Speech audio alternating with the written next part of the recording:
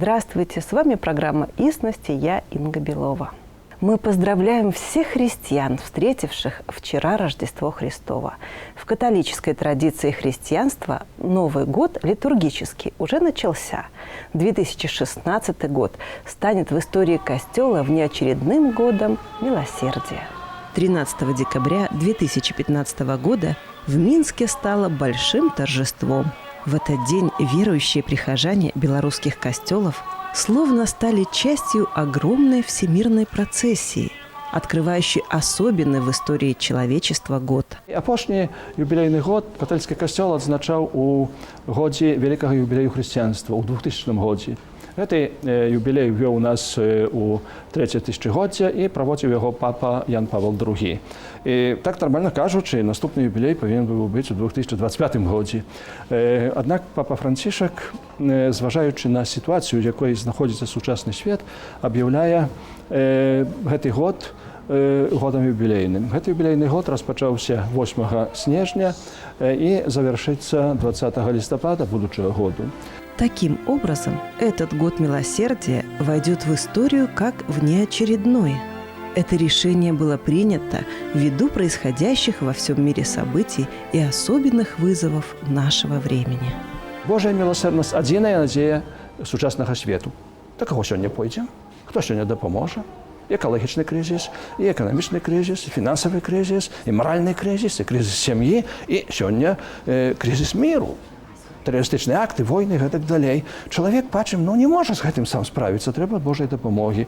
Jesús сказаў, без мяне нічога не можаце ўчыніць. Бог, які ёсць любоўю, ён гэтую любоў праявіў у найвышэйшым праяўленнем гэтай любові была крыжовая смерць Jesúsa Христа, яго прабіты дзедаю Бог. Калі Бог нас так полюбіў, то ты, чалавек, тоже любі Бога. Так само люби Бога, так само люби ближнего. Папа сказал вельмі важные словы. Люди вернутся до Бога, коли у наших вачах убачать милосердность. Визуальным символом этого года стал раннехристианский образ доброго пастыря, воссозданный в современном исполнении отцом Марка Рупником. Там голова Jesúsa и голова этого человека, якого он несе на своих плечах. И они притулены одна до одной. Однак там тільки 3 вока. У голові 2 бока, 2 чоловіки, 4 вока повинні бути. Кожен з нас скаже, а де ж одно воко пропало? І тут вся логіка этого лого, этого символу, этого года милосердности, что позирк Бога и позирк человека повинен быть той самый. Это середнее вока, это вока и Бога, и человека. Як Бог глядить милосердно, так ты, человек, так само, досвідчивши Божьей милосердности, повинен глядеть на этот свет. Традиция проводить юбилейный год возникла не случайно. Она имеет ветхозаветные корни. В Старым Заповеті кожні 50 годів проводилися юбілейні годи. І ідея була така, що, відомо, тоді і рабство було, і різні, може, інші недобрі речі. Тоді в той год даровалися долги. Люди атрымлівалі свабоду і так далее. Гэта старая біблейская ідэя. Толькі ў гэтым хрысціянства дало ёй духоўны сэнс, бо з юбілейным годам, з юбілеем звязаны заўсёды яшчэ адпуст. Особенностью юбилейного года милосердия является открытие святых врат милосердия. В 1300 году, когда по решению папы Бонифация VIII впервые в католической церкви была введена традиция проведения таких лет, врата милосердия были лишь в Риме, в соборе Святого Петра. Их открывали, а в конце года замуровывали до следующего юбилея. Позднее врата милосердия появились во многих кафедральных храмах. В этом году впервые в историю юбилейных лет святые врата милосердия появится возможность открыть во многих значимых для верующих святынях. Сегодня папа Францішак робіць крок наперад. Можно сказать, что крок до человека, потому что брама милосердности расчиняется не только у кафедральных костелах, але так само у санктуаріях Маці Божої, або у костелах, які важні для людей, які навідує шмат людей. І у нас у Беларусі дастаткова шмат такіх святынь. Напрыклад, у нашай архідыяцэзе гэта 3 святыні: Мінск, Магілёў і Буцлаў, санктуарый Маці Божай Буцлаўскай. У гродзенскай дыяцэзе гэта Гродна катедра і Ліда Фара.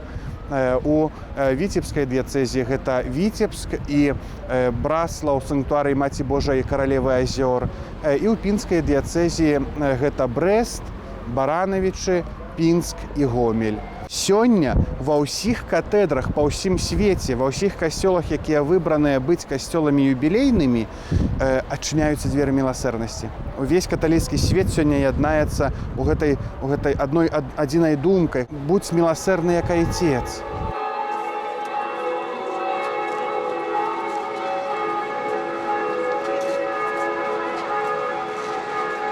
Теперь в нашем материальном мире ценности совсем другие.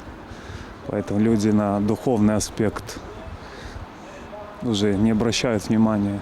Для меня и для моей жены все-таки духовность на первом месте, нежели материальная ценность.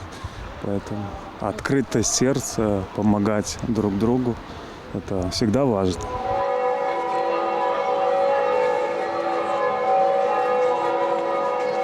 Без этого жизнь, понимаете, сами, тяжко вельми. Много, конечно, и зла в этом свете, и добра. Я думаю, что добра больше. Я вообще православный, у меня супруга католичка. Дети ходят сюда в школу, готовятся к первому причастию. Вот поэтому мы здесь. То, что творится в мире, это надо, конечно.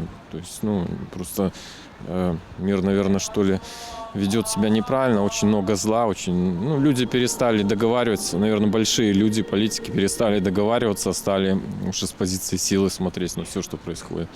А так это, конечно, надо. Год милосердия, чтобы люди по-другому пересмотрели свои отношения, как к окружающим. Надо ходить до споведи в костеле, и молиться. И что тогда будет? Тогда Бог очистит грехи, и будет хорошо. Моя душа здесь всегда. Люди все тянутся к Богу. Детей столько много. Раньше этого не было. А теперь столько много людей, столько деток много, столько. Эта душа радуется, что люди тянутся к Богу.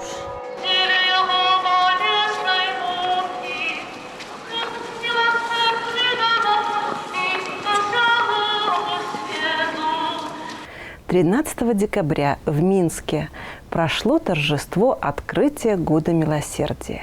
Верующие участвовали в богослужении, а потом торжественная процессия последовала из костела святых Симона и Алены к архикафедральному костелу имени Пресвятой Девы Марии, где были открыты святые врата милосердия.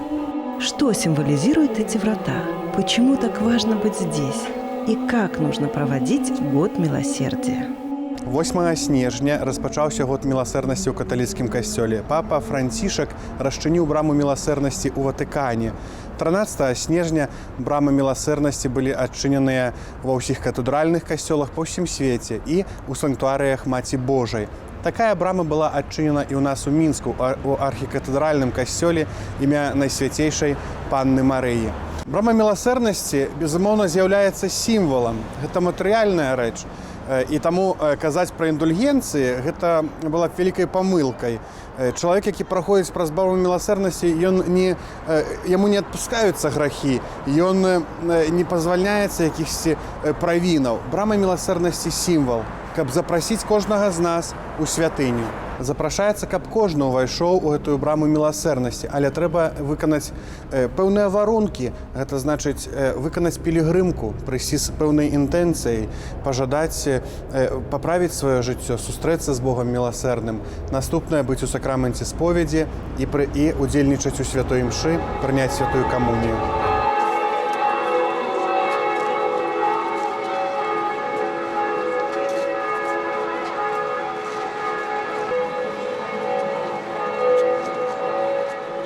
Вельмі важна, каб мы ўсю гэтую тэорыю пераводзілі ў практыку.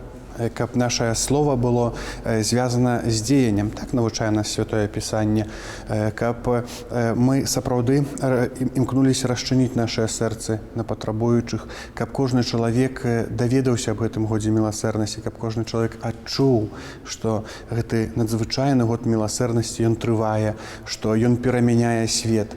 А перамяняецца свет толькі тады, калі змяняецца чалавек.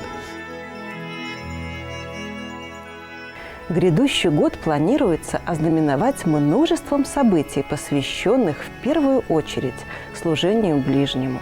Безусловно, такие служения – одна из неотъемлемых частей христианства во все времена.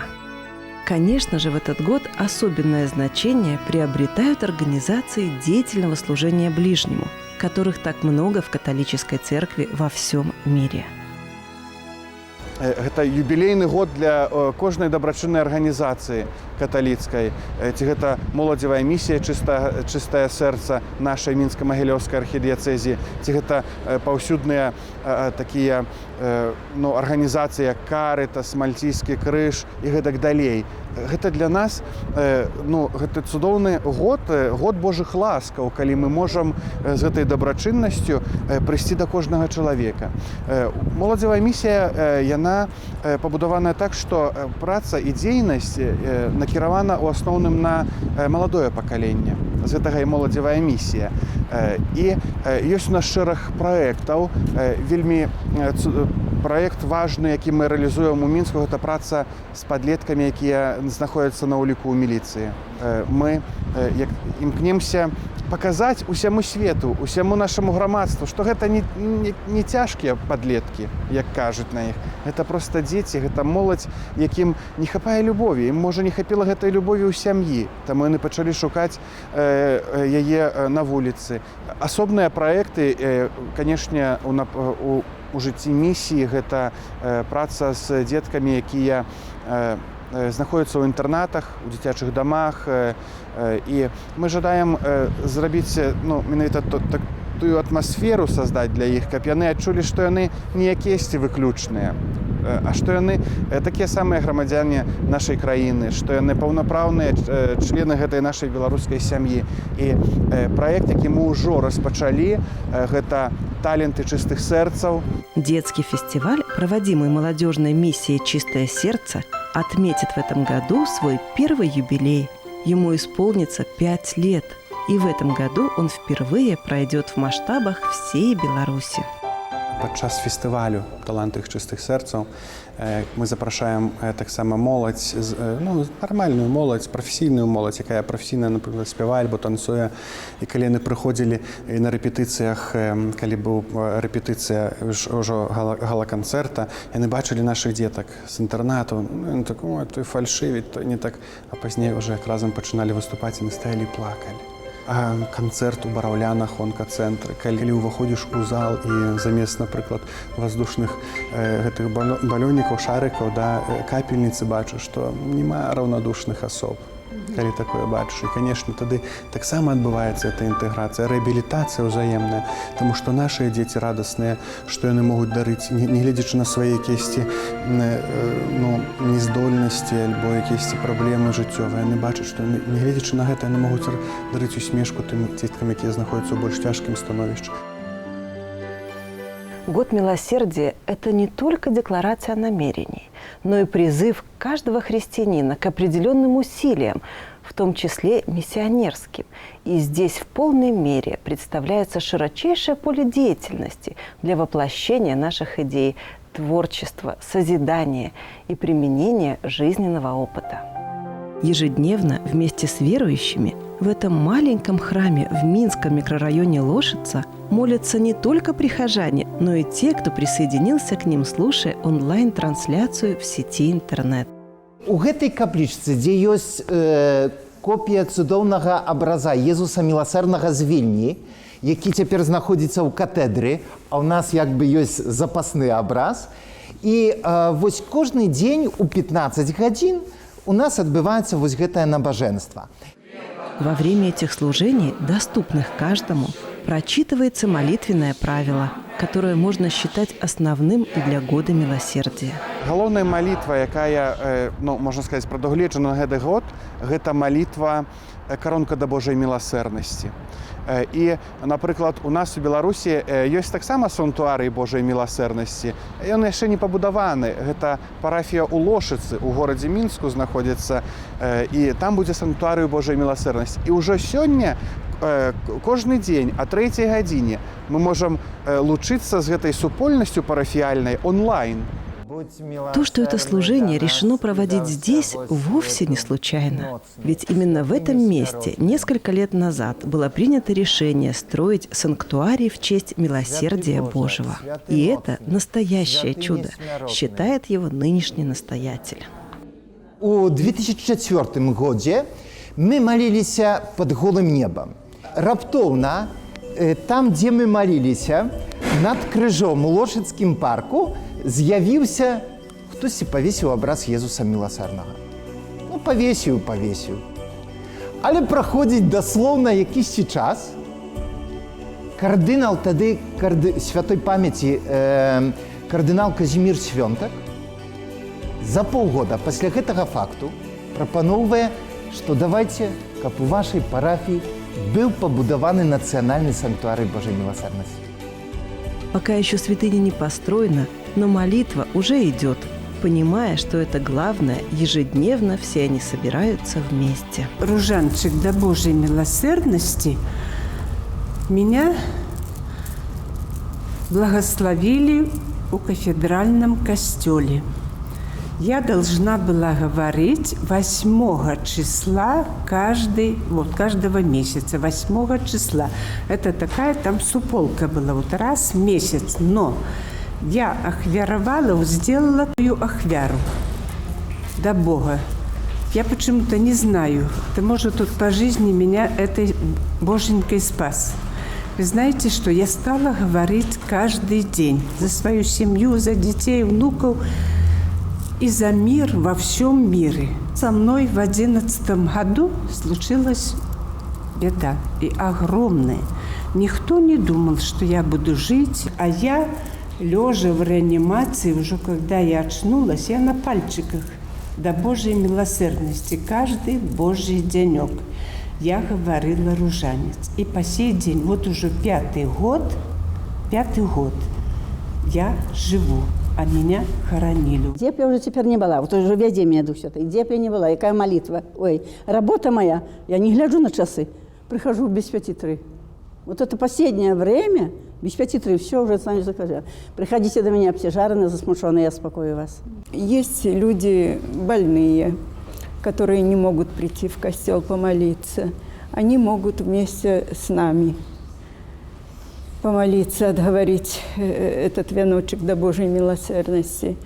Кто-то, может быть, случайно из детей включит, послушает, задумается, и где-то у него что-то такое пробудится, чувство. А начинается здесь все с тишины. Бог приходит в тишине. И, ведаете, я в житті, у семинарі мав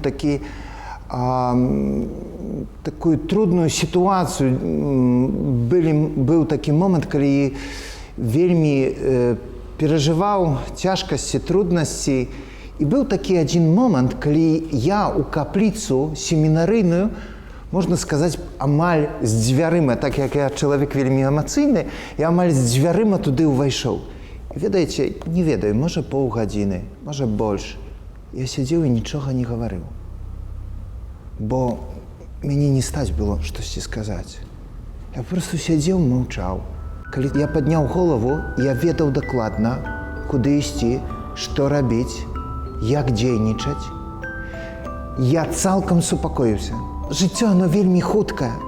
І чалавек патрабуе той хвіліны, калі ён можа сесці, успокоиться и инакше поглядеть на все. Помимо строительства собственного санктуария во имя милосердия Божьего, год милосердия вообще станет для Беларуси особенным. Ведь весной этого года в Ватикане планируется выставка белорусского сакрального искусства.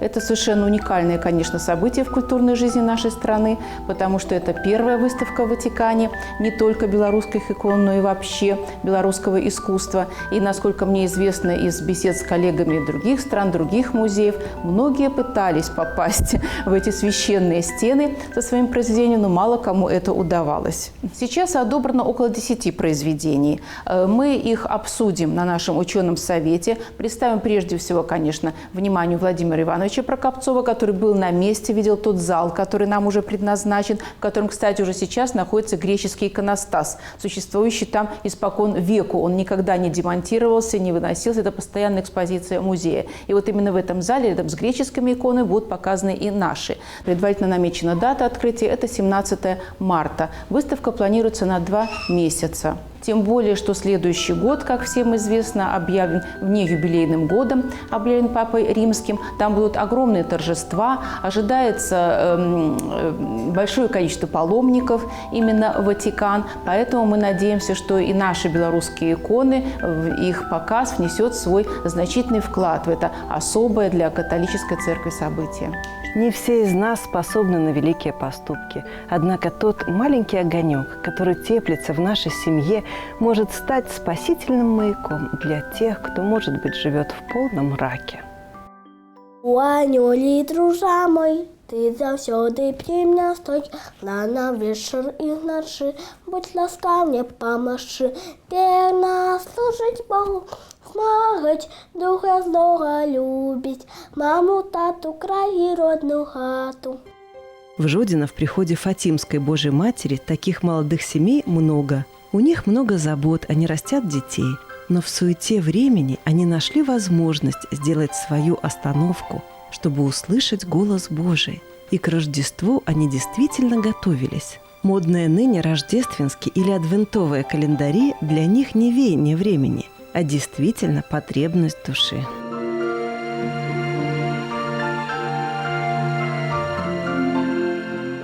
Мы приготовили такой адвентовый календарь. Он у нас самый простой. Они есть очень красивые, там делают специальные коробочки на каждый день адвента. Адвент в этом году начался 29 ноября. Вот у нас уже мы все сорвали листочки. Мы каждое утро встаем, отрываем этот листочек. Детки отрывают по очереди, у них очередь есть.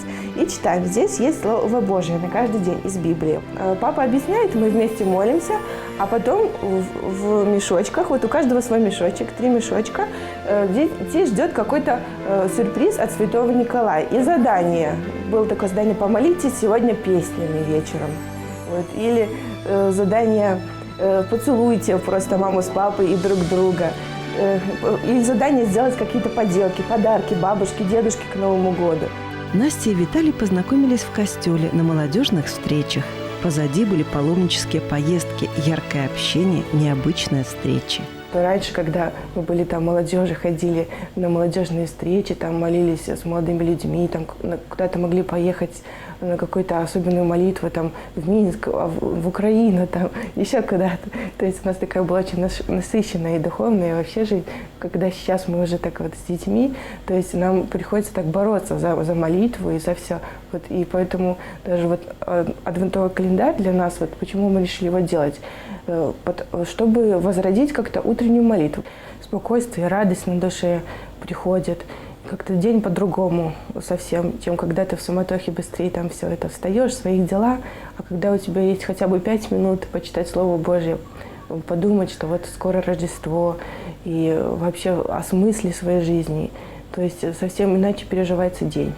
Вероника, Доминик и Мариан совсем еще малыши, даже в школу не ходят. Но кого-то, хоть и по-своему по-детски, уже многому могут научить. Если маленького отбирают игрушки, можешь забрать у того человека и дать малышу игрушку. Если человек обидел, то можно его пожалеть, чтобы Бог не печалился. Наверное, это и есть высшее милосердие – думать о том, как поступить, чтобы Бог не печалился. Кто из нас не замечал, каким быстротечным стало время? Нам сейчас действительно некогда грустить и унывать. И один из заветов человечества сейчас актуален как никогда. Спешите творить добро. С вами была программа «Истность» и я, Инга Белова. Всего вам самого доброго.